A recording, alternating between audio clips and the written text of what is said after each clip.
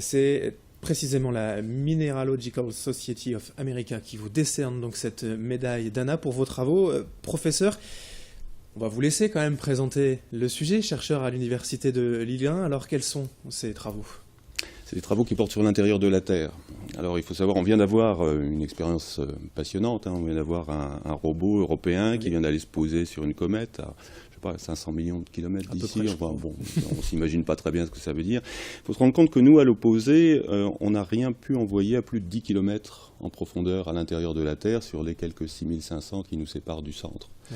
Donc c'est quelque chose de très très inaccessible et pourtant c'est important parce que on sait bien en surface on voit des montagnes, des plissements, on sait qu'il y a des plaques tectoniques, qu'elles bougent, et bien l'origine de tout ça, ça se passe en profondeur, c'est des mouvements qui naissent à plus de 3000 km de profondeur sous nos pieds. Et qui décident donc de ce que sera la Terre demain, puisque les volcans, les plaques, voilà, dessinent en fait. Exactement, donc c'est pour comprendre le passé de la Terre, comprendre son histoire, mais aussi comprendre son évolution, comment ça va avancer, et puis gérer mieux les risques comme les séismes ou ce genre de choses. Et aujourd'hui, donc, ces travaux de recherche se font entre autres à l'université de Lille 1 avec vos équipes. Exactement, ils se font à Lille, c'est des travaux qui sont... Alors la science est internationale, c'est des travaux qui se font à Lille avec une équipe de recherche qui est internationale et qui vient d'être reconnue par la société américaine. Et donc cette médaille d'Anna, je le disais, vous êtes le premier Français tout de même à la retrouver, ça c'est une fierté rien que pour vous, l'université.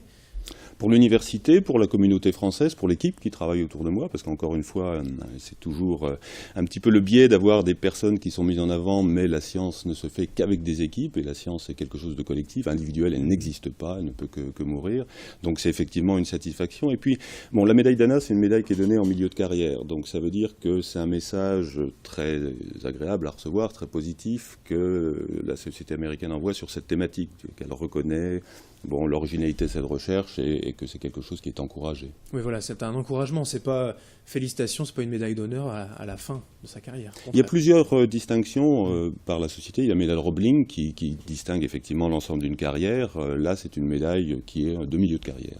Alors, on a compris donc le sujet, la dynamique de l'intérieur, on pourrait dire. Comment vous faites tout simplement pour étudier, puisque l'on ne va pas plus loin que 10 km avec les minéraux dans les laboratoires?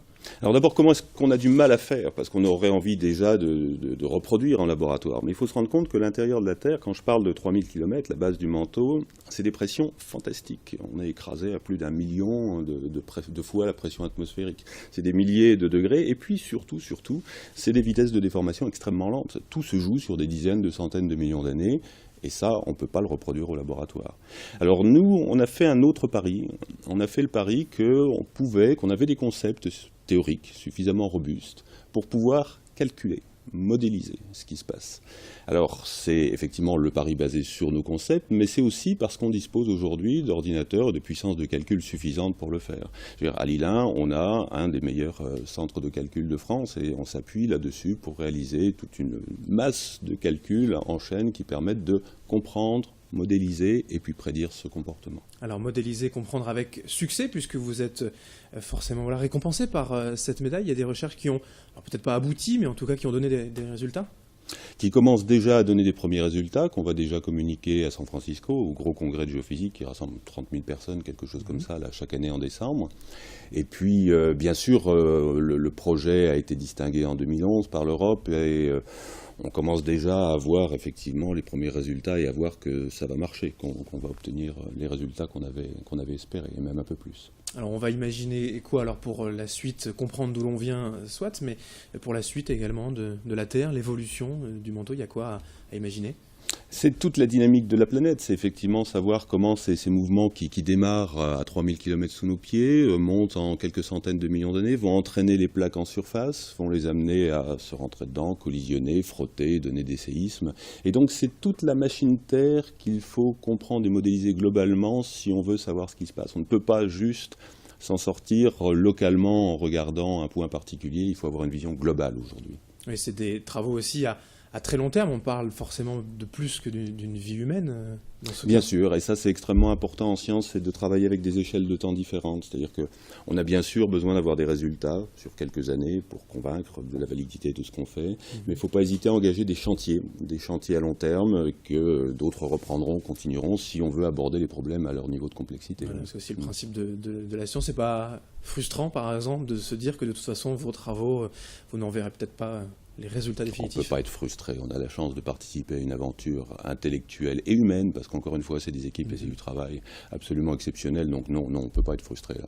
En tout cas, félicitations encore, professeur Patrick Cordier, donc, pour cette médaille d'Anna. Vous la recevrez donc en décembre 2015 à San Francisco lors de ce congrès pour l'Université de Lille 1 et l'unité matériaux et transformation que vous dirigez. Merci Merci. d'être venu sur ce plateau pour en parler.